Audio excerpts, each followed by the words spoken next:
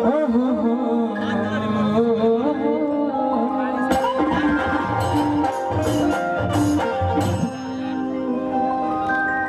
दीपक भैया हम पोस्ट देखनी बहुत लोग के मातृ दिवस के हार्दिक शुभकामना बधाई। अनुपमा जी के भी देखनी कि मम्मी ऐसे चुमाता रही अब फोटो डाले, लेकिन आज हम रोज हमारे मम्मी से बात होला, आज हम बात ना करी। माँ खातिर एगो कोनो स्पेशल दिन थोड़ी के बा, अगर स्पेशल दिन बा तो वो दिन बात ना करो, बाकी दिन हमरा खातिर स्पेशल बा। काहे कि माई ममता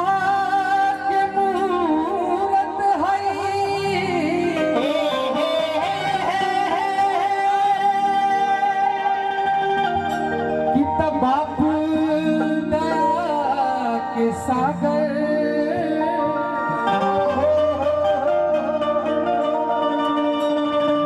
ओहे खुश रहे जीवन में, अजय करे माई बाप के आगे।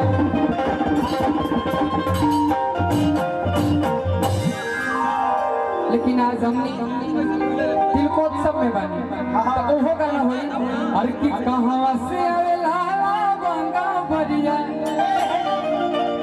कि औरू सो परी बरिया है, और कि कहां से आवे तिलक हरू तिलक लिहले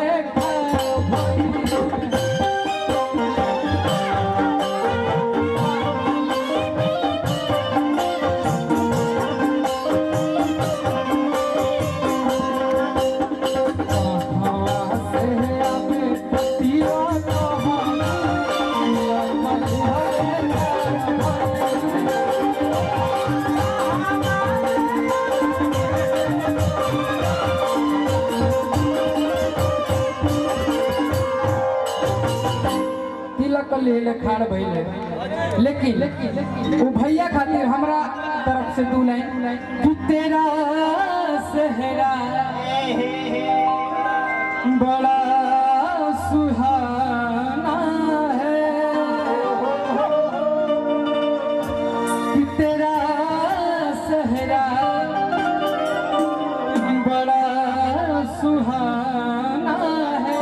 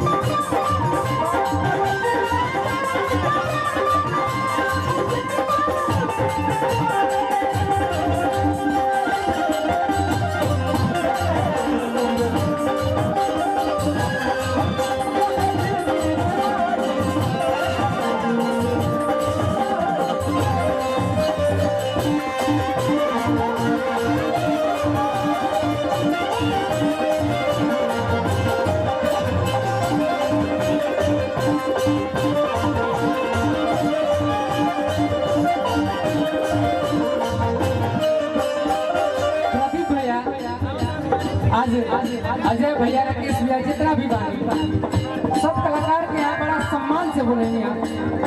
अच्छा आप माही मनीषा जी खातिर वो जोरदार ताली बजा दें। अब देखिए बोलो बाबू, हम कहनी है कि माही मनीषा जी खातिर ताली बजा दी ना बजे जाना तो रुका है, सबके ध्यान तहरे ऊपर बा, हमार बोलिए पर केहू के ध्यान नहीं ना भैया। लेकिन आरा के जवान जब गरजे ले तो बढ़िया बढ़िया पान ढूंढिया जाला, तो चाहे